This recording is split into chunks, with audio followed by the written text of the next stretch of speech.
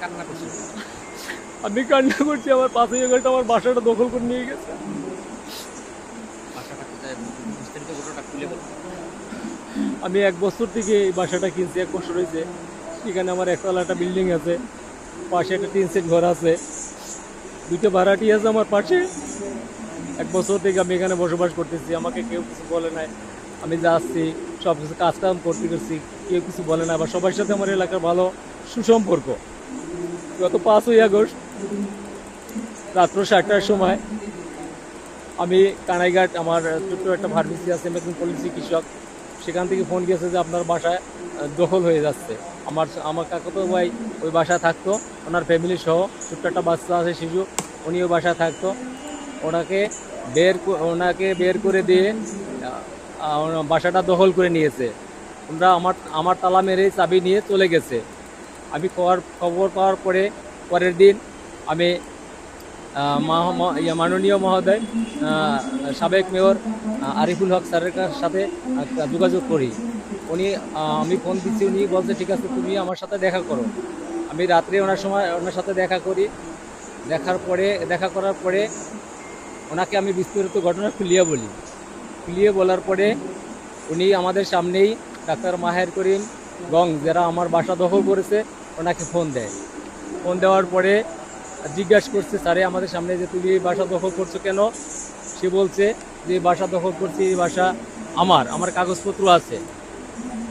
স্যারে বলছে তুমি দখল করতে গেছো কেন, তুমি তো ওনাকে বলতে পারতা যে আমার জায়গা বা আমার এখানে দাবিদার আছে, তুমি দখল করছো কেন।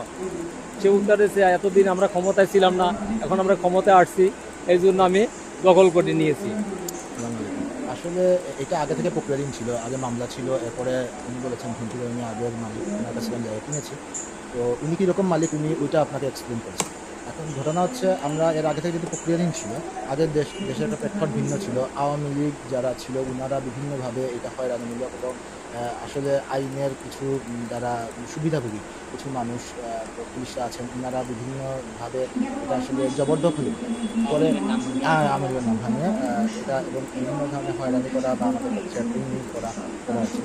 যেহেতু প্রেক্ষাপট অনুযায়ী আসলে এটা একটা কন্টিনিউয়াস প্রসেসে আসলে 5 তারিখ হয়েছে। এরকম ছিল না যে 5 তারিখ কোনো টার্গেট ওয়াইজ বা কোনো কিছু।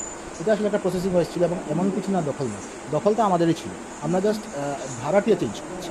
আগে যে ভাড়াটিয়া ছিলেন ওই ভাড়াটিয়া চেঞ্জ করে আমরা নতুন ভাড়াটিয়া নিয়ে এসেছি। বর্তমান যারা ভাড়াটিয়া আছেন এইটাই। আর কিছু না। কারণ হচ্ছে আপনি যখন আমার নিয়মিত ঠিকমতো ভাড়া দিবেন না, যখন ইয়ে করবেন, তখন নরমালি এটা আমার অ্যাকশন নিতেই পারেন। এই ওয়েতে না। এখন এটাকে আসলে কিছু মানুষরা আসলে ভিন্ন খাতে নিতে চাচ্ছেন। আর আসলে তো আজকে আমি একটু শুনতে চাই আপনি আবার বলুন। আজকে উনি কি বলেছেন?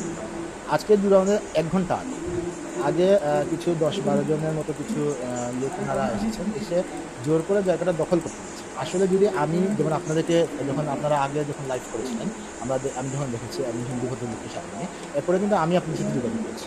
যদি আমি আমার জায়গায় ঠিক না হতাম তাহলে আমি তো আপনাদের সাথে যোগাযোগ করতাম। আমি যোগাযোগ করে বলছি যে আপনাদের উচিত আসলে 2টা পক্ষের কথা শোনা। উনারা যখন এসেছেন, এসে উনারা যদি আমাকে কাগজ দেখাতেন, বলতেন এই কাগজে আমি নাই, এই কাগজে উনি, উনারা না এসে আমার এখানে যারা ভাড়াটিয়া আছেন, আসলে প্রত্যেকেরই আমাদের মা বোন আছে। উনারা মহিলারা ছিলেন 2 জন। মহিলাদেরকে সাথে খুব বাজে আচরণ করেছেন। এটা সবচেয়ে দুঃখজনক। খুব বাজে আচরণ করেছেন এবং কিছু খারাপ ভাষায় গালাগালি। আমি আসলে এগুলো বলতে চাচ্ছি না। এটা শোভন না আসলে। করে